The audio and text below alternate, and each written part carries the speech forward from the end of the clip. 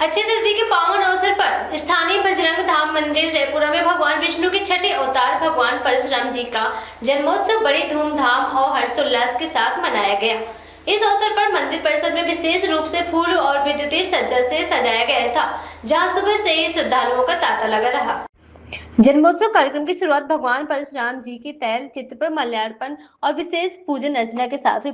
पंडित मनीष दुबे एवं वेद मिश्रा द्वारा वैदिक मंत्रोच्चार के साथ बीच भगवान का अभिषेक किया गया। पूजन के पश्चात सामूहिक हनुमान चालीसा और भगवान परशुराम जी की आरती की गई, जिसमें बड़ी संख्या में स्थानीय धर्म प्रेमी ने हिस्सा लिया। पूजन और आरती के उपरांत उपस्थित सभी श्रद्धालुओं को विशेष प्रसाद वितरित किया गया। कार्यक्रम के सफल आयोजन में बजरंग धाम मंदिर समिति के सदस्यों और स्थानीय युवाओं का सराहनीय योगदान रहा। भगवान परशुराम जी का जीवन हमें साहस और धर्म के मार्ग पर चलने की प्रेरणा देता है। हर वर्ष की तरह इस बार भी क्षेत्र की खुशहाली की कामना के साथ ये उत्सव मनाया गया। वंदे भारत से दिलीप खरे की रिपोर्ट। परशुराम जन्मोत्सव के उपलक्ष्य में क्या कहना चाहेंगे? बोलिए भगवान परशुराम महाराज की जय। अपने यहाँ काफ़ी दिन से परंपरा प्रचलित रही, यहाँ बहुत भव्य कार्यक्रम मनाते रहे, लेकिन धीरे धीरे आदमियों का जुड़ना कुछ कम हो गया और जिस कारण से दूरियाँ कुछ बन गई, लेकिन अब फिर से उसकी शुरुआत हो रही है और अगर भगवान ने चाहा तो अगले साल से और अच्छी भव्य कार्यक्रम मनाया जाएगा। जैसा पहले मनाया जाएगा तो वैसे मनाया जाएगा और अब आगे का सब लोगों को भगवान की तरफ से सबको आशीर्वाद।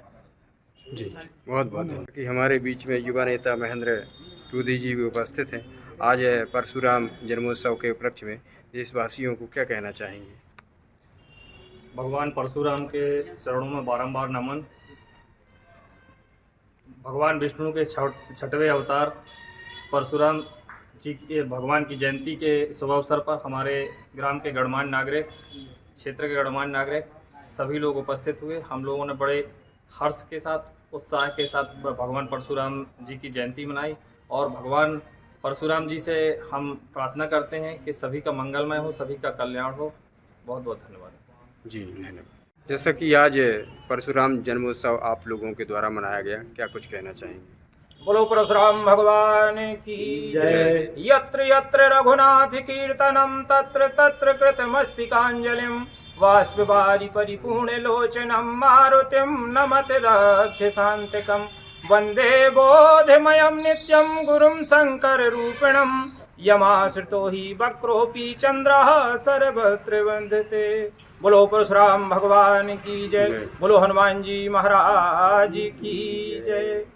जैसे कि आज परशुराम जयंती है, परशुराम जी के जन्मोत्सव पर जो आज हमारे रैपुरा में ये कार्यक्रम मनाया गया, जन्म मनाया गया, सभी क्षेत्र के एवं रैपुरा के गणमान्य व्यक्ति सभी लोग बड़े बड़े मतलब धर्म का लाभ लेने के लिए सम्मिलित हुए।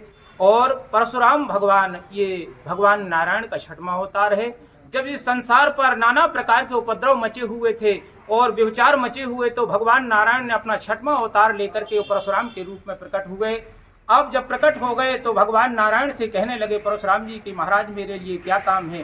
तब उन्होंने कहा इस संसार पर तुम्हें 1000 वर्ष तक यहाँ तपस्या भी करना है और यहाँ पर जो उपद्रव होगा वो भक्तों को लाभ देते हुए उपद्रव को नष्ट करना है। तो बोले महाराज मैं कब तक रहूंगा यहाँ? बोले जब तक मैं राम के रूप में अवतार लेकर के धरती पर नहीं आऊंगा तब तक तुम्हें इस धरती की रक्षा करना है।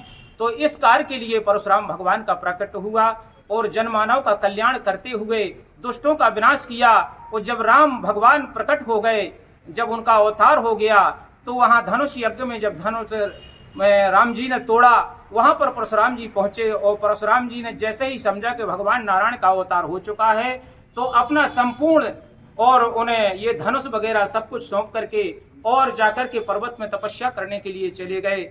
उसी का वो जन्मदिन, उन्हीं का वो जन्मदिन आज हम मना रहे हैं। और सभी लोगों को, सभी देशवासियों को, ग्रामवासियों को, सभी को बहुत बहुत बधाई और कल्याण हो और विश्व का कल्याण हो, गौ माता की जय हो। और सभी लोग इसी प्रकार से और हर्षोल्लास के साथ में परशुराम जयंती पर और उनके जन्मोत्सव का ये कार्यक्रम मनाते रहें। बोलो परशुराम भगवान की जय। ओम मंगलम भगवान विष्णु मंगलम गणरोध्वज मंगलम पुंडरीकाक्षाय मंगलाय स्तनियो हरि।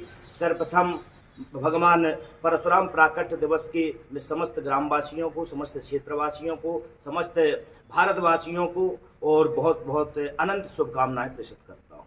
दूसरी बात, हिंदू पंचांग के अनुसार जो बैसाख शुक्ल तृतीया तिथि होती है उसमें अक्षय तृतीया होती है, और अक्षय तृतीया में हमारे भगवान विष्णु के छठे अवतार परशुराम जी भगवान का प्राकट्य दिवस भी है।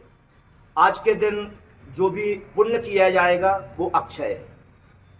अब चाहे वो पुण्य हो तो अक्षय है या वो पाप हो तो अक्षय है। इसलिए आज के दिन मनुष्यों को पाप करने से बचना चाहिए। पुण्य जितना अर्जन कर सके, धर्म जितना अर्जन कर सके, परोपकार जितना अर्जन कर सके आदमी को करना चाहिए। गंगा स्नान, जमुना स्नान, रेवा स्नान, पवित्र नदियों का स्नान, दीपदान, धर्म, पूजन, पाठ इत्यादि से जो है आदमी को आज जुड़ना चाहिए। दूसरी बात, आज बसंत ऋतु का समापन दिवस है। आज बसंत ऋतु जो है समापन होती है और आज से ग्रीष्म ऋतु प्रारंभ होती है। तो बसंत ऋतु और ग्रीष्म ऋतु की जो संधि का दिन है वो आज से ही प्रारंभ होता है। आज के दिन धर्म की पत्नी के द्वारा नर और नारायण पर्वत के रूप में जो बद्रीनाथ में नर और नारायण का जन्म हुआ था वो आज के दिन ही हुआ था। तो आज बहुत ही महत्व है। आज सूर्य भगवान ने द्रौपदी को एक अक्षय पात्र दिया था जो कभी खाली रिक्त नहीं होता था। आज उसकी भी महत्ता है। भागीरथी के अथक प्रयास से और गंगा का भी अवतरण आज के दिन ही हुआ था। तो ये भी इसका एक महत्वपूर्ण विषय है। तो आज के दिन जो है जगन्नाथपुरी में जो रथ यात्रा होती है, तो रथ यात्रा की शुरुआत, रथ यात्रा बनने की जो प्रक्रिया है वो आज से ही प्रारंभ होती है, अक्षय तृतीया से। तो अक्षय तृतीया का बड़ा ही महत्वपूर्ण विषय है और सब लोगों को विदित है कि हमारे भगवान विष्णु के जो छठे अवतार है भगवान परशुराम जी, आज उनका भी जो प्राकट्य दिवस है और हम लोग हनुमान जी के मंदिर में सभी लोग खड़े हुए हैं और आज भगवान परशुराम के प्राकट्य दिवस में उनका पूजन अर्चन आरती हम लोगों ने की। जी, इसी क्रम में जो है हमारे